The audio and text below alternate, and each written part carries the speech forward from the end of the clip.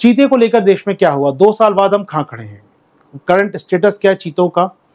12 चीते लाए हम लोग, पहले 8 फिर 12 चीते हमारे पास आए, कुल मिला के 20 चीते देश में आ चुके हैं। कुछ चीते देश में पैदा भी हुए हमारे यहाँ पर, तो संख्या काफ़ी कुछ 30 के आसपास होनी चाहिए थी। 4 बच्चे एक साथ हुए थे, 3 एक साथ हुए थे, और भी शावक पैदा हुए हमारे यहाँ पर। लगभग 30 चीतों की हमारे पास स्ट्रेंथ आज होनी चाहिए थी। कुछ डेथ रेशियो भी होता है, कुछ डेथ होगी चीतों की, हुई भी होगी, दो राय नहीं है। चीते हैं कहाँ फिर आज? जी हाँ, तो नया स्टेटस रिपोर्ट जो आई है चीतों के बारे में दोस्तों, उनमें कहा गया है कि चीता एक्शन प्लान, कैप बोलते हैं इसको लोग, चीता एक्शन प्लान, मेरा कैप खराब कर दिया इन्होंने, कैप अपना कॉपीराइट तो नहीं था फिर भी, लेकिन चीता एक्शन प्लान की बात करें तो चीता एक्शन प्लान जो है देश में, उसका स्टेटस रिपोर्ट ये है कि हमारे पास जो हम चीते लेकर आए थे नामीबिया से या साउथ अफ्रीका, जो चीते लेकर हम लोग आए थे, उन्हें लाया जाता है, सोचिए देश वहाँ से उड़ान भरते हैं वो चीते, उनको लाया जाता है विमान में, पिंजरों में के लाया जाता है, विमान के अंदर लाया जाता है। फिर क्या करा जाता है, उनको कुछ दिन के लिए बोमास क्या होता है, एक बड़ा सा इंक्लोजर होता है, एक बड़ा सा एक इंक्लोजर, जंगल नुमा इंक्लोजर, जहाँ वो थोड़ा दौड़ भाग सके, बहुत बड़ा नहीं फिर भी एक बंद स्ट्रक्चर होता है अपने आप में, जंगल की तरह होता है, दीवारें ऊंची होती है, थोड़ा बड़ा टाइप का होता है, बड़ा पिंजरा कह लीजिए अपनी भाषा में। बोमास, घास वास होती है उसके अंदर, उनको फील होता है जंगल के अंदर, लेकिन वो जंगल का एक बंद सिरा होता है, बोमास कहते हैं। वहाँ कुछ दिन रखा जाता है, इससे वो क्लाइमेट के प्रति थोड़े से आदी हो जाएं, और उसके बाद उनको रिहा किया जाता है जंगल के अंदर, फॉरेस्ट में उनको, ठीक है। चलो, तो अगर हम बात करें चीतों के बारे में चर्चा करें, तो कैप प्रोग्राम जब लॉन्च किया गया 2 साल पहले आज से, तो कैप के क्या ऑब्जेक्टिव क्या थे, क्या उद्देश्य थे कैप के? कैप के कुछ ऑब्जेक्टिव थे, short term, long term objective, बात करेंगे उस पर। तो शॉर्ट टर्म ऑब्जेक्टिव तो क्या था कि यार जी मैं दिखा दूं, पॉइंट पढ़ा दूं, अच्छा रहेगा, 4-5 पॉइंट है। तो कैप के उद्देश्य क्या थे? पहली बात तो ट्रांसलोकेट करना, यानी लेकर आना चीतों को बाहर से, तो ट्रांसलोकेट करना था चीतों को हमें अफ्रीका से भारत में, पहला काम कैप का पहला उद्देश्य। दूसरा उद्देश्य था इसका यहाँ पर कहीं ना कहीं भारत सरकार, मैं चाहूंगा यहाँ पर दूसरा उद्देश्य था हमारा यहाँ पर कि भारत में जो सवाना लैंड है, जो अर्ध शुष्क इलाके हैं, ड्राई लैंड है, ड्राई ओपन हमारे सवाना भूमियां हैं, उनका फॉरेस्ट, उनका एरिया प्रिजर्व करना, क्योंकि ये फ्लैगशिप स्पीसीज है चीता। वहां पर चीता होगा तो वहां पर बाकी स्पीसीज को सपोर्ट मिलेगा, वहां के जंगल को सपोर्ट मिलेगा। जी हाँ, सवाना क्षेत्र को सपोर्ट करना, सवाना भूमि को बचाना, तो सवाना फॉरेस्ट को सेव करना हमारा उद्देश्य था भारत में। जो हमारे यहाँ ड्राई ओपन फॉरेस्ट है, सवाना इकोसिस्टम है, उसको प्रिजर्व करना था। तीसरा काम इको टूरिज्म को प्रमोट करना था, पर्यटन को बढ़ाना था, इसका उद्देश्य था कि अच्छा पर्यटन बढ़े हमारे यहाँ पर, कैप का उद्देश्य ये था। और चौथा उद्देश्य कैप का था कहीं ना कहीं हमें एशियाटिक चीता, ये बड़ा इंटरेस्टिंग बात है, ये कहीं नहीं पढ़ने में आता, ये मैंने पहले पढ़ा खुद ही। कैप का एक चौथा उद्देश्य था कि जो एशियाटिक चीता हमारे यहाँ जो आ रहा है, अफ्रीकन चीता आ रहा है नामीबिया अफ्रीका से, लेकिन एशियाटिक चीता हमारे पहले हुआ करता था, खत्म हो चुका है। अब दुनिया में एकमात्र जगह बचा है वो है ईरान।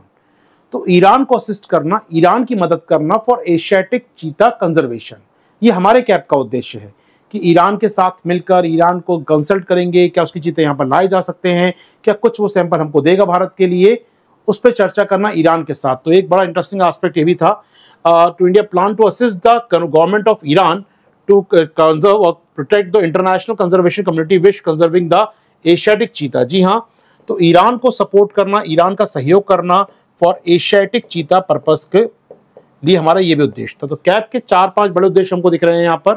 तो इको टूरिज्म को फायदा देना, लोकल कम्युनिटी को फायदा मिलता है इससे, ये हमारे 4 बड़े उद्देश्य थे। इसके लिए कई संस्थाएं साथ में आई, ministry of environment, NTCA, Madhya Pradesh का फॉरेस्ट डिपार्टमेंट और wildlife institute of India. जी हाँ, चारों संस्थाएं साथ में आती हैं, कैप को हम लॉन्च करते हैं। चलिए, कैप लॉन्च हो गया जनाब, कैप लॉन्च होता है। आइए बात करें हम लोग कहाँ पहुंचे कैप में।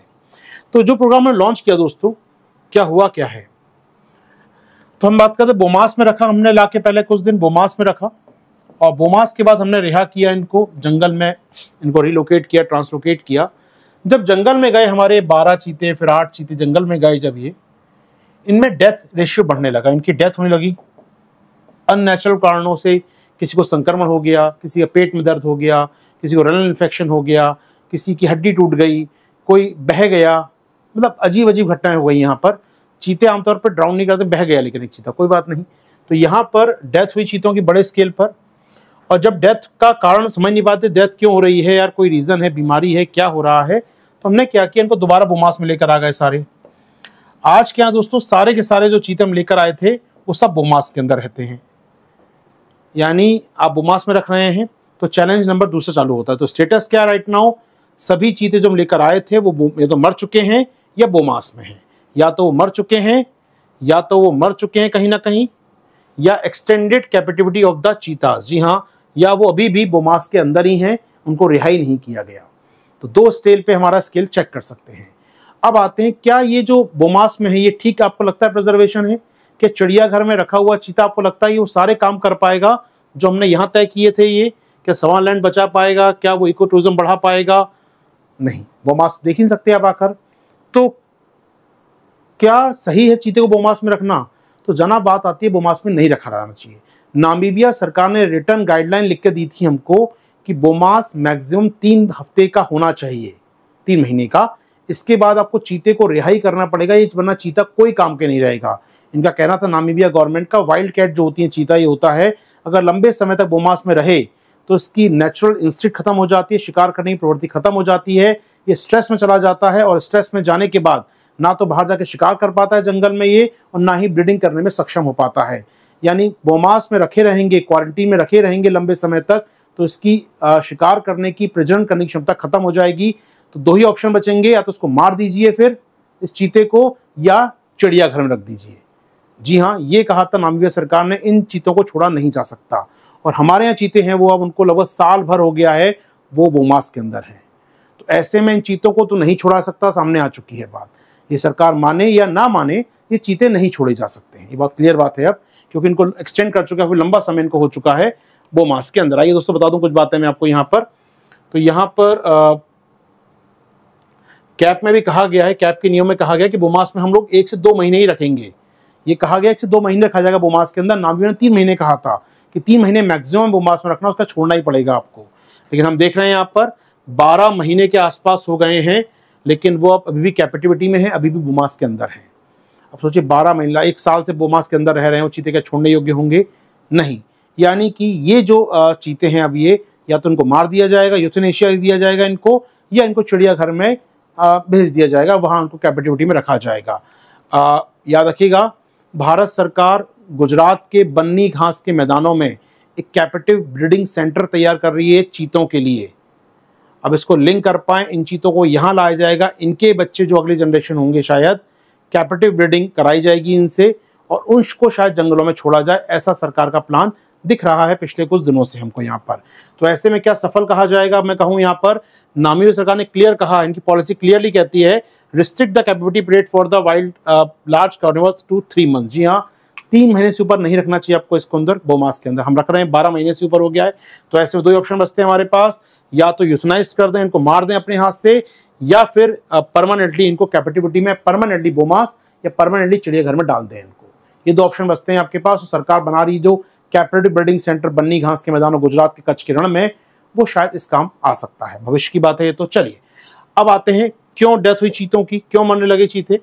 तो बोमास के अंदर है ये स्टेटस है राइट नाउ। तो चीते मरे क्यों, इनकी डेथ क्यों हुई पिछले कुछ सालों में?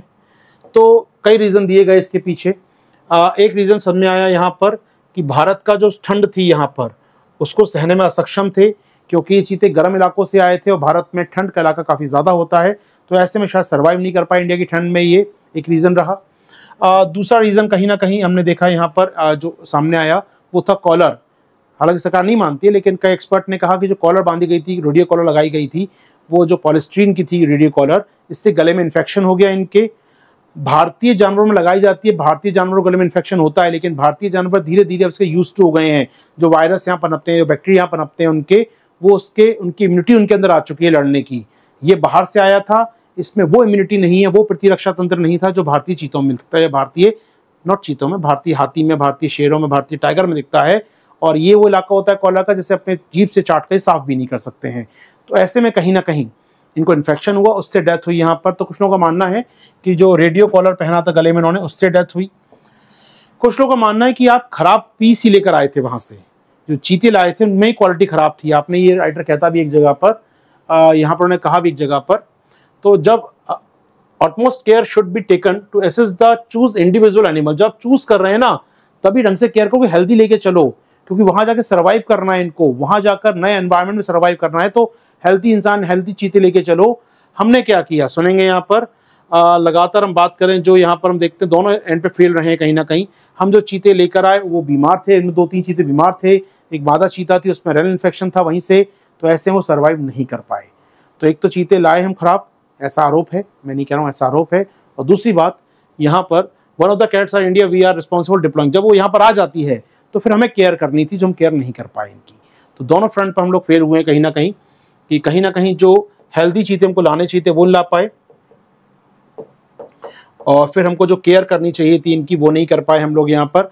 इसके अलावा कुछ और रीज़न हो सकते हैं यहाँ पर डेथ के, इम्यूनिटी का बात है यहाँ पर, टेक केयर करने की बात है, कुछ कारण देखे गए यहाँ पर। इसके अलावा बोमास में कई बार एक आरोप लगा है, आरोप कितना सही आए नो, लेकिन एक आरोप लगा है इस पर कि जो अधिकारी है फॉरेस्ट के ऑफिसर को जनसंख्या बढ़ानी है इनकी कैसे भी करके, तो वो आर्टिफिशियल मीटिंग करा रहे थे मादा और नर के वहाँ पर।